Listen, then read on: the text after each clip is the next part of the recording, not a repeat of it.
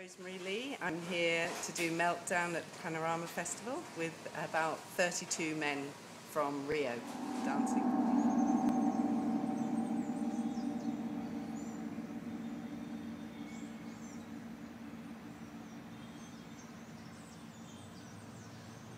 Very simple concept, but people don't need to remember, so they don't need to worry about remembering the steps.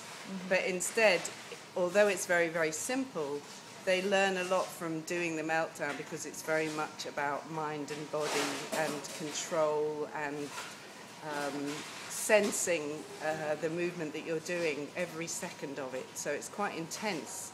So although it's simple on one level, it's very complex in another, and I like being able to offer that opportunity for people. And so it's the first time, though, it's toured. It hasn't toured before. This is its first time abroad. And how was the experience of doing the workshop with people abroad and the concept? It's been fascinating for me. It's been a real learning experience about how to translate something that's actually very difficult to talk about in English.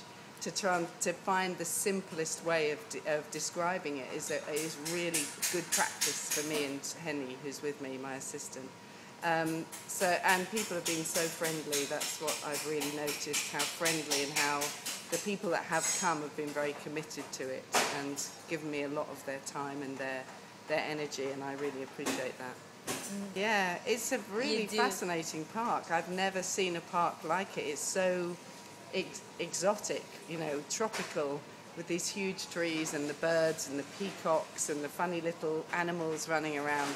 So it feels like we're in the middle of a sort of paradise, and then all around the outside of it is kind of chaotic urban life, quite dirty, quite run down sometimes, but quite historic. And I love that combination. I find it quite extraordinary. It feels like we're drawn to the very centre of the park. So. And because of the time you're doing, like in the middle of the day or in the middle of the afternoon, the people are crossing and I hope so. And seeing it and wondering about it. I'm hoping that passers-by remember it when they pass again.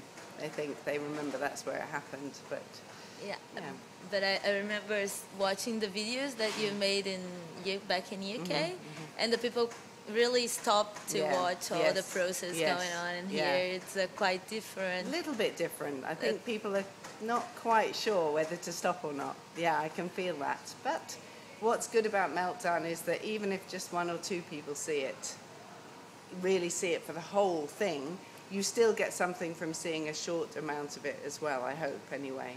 So yes, it feels a little bit like it's harder to draw people in here, but that might be because they're not used to seeing something like that in a park. So it's good step to make. Yeah. And after this experience, you're planning on touring with the piece to I other might places? do. It's a good practice to see whether it works. So whether it works to tour like this. In London, we made it over 8 weeks, so we met once a week. So it's a very different experience for the participants. Here it's very intense because it's 8 days, meeting once a day to practice it. So I needed to see how that affects them. I think it works, but it's quite intense. So maybe in Europe I might try it. What's difficult was to find the bell. We couldn't find a bell in Rio.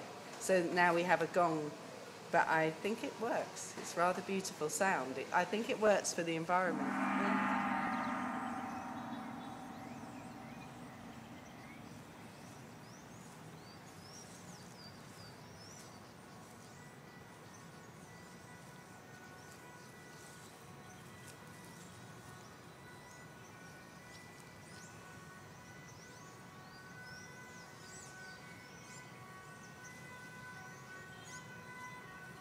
Well, the bell as a symbol, a huge bell, has many different meanings. It's iconic. So in England, I think it represents many things like warning, death, birth, marriage, calling people, gathering people. And I love sounds that are about calling you. So when we couldn't find a bell, I had to think what else would call, but also what else is resonant, not percussive. It has to have a resonance to it so that it fills the air a little bit, because percussion wouldn't work at all because of the kind of suspension of the Meltdown. So the gong does very well. Yeah. It's a good second option.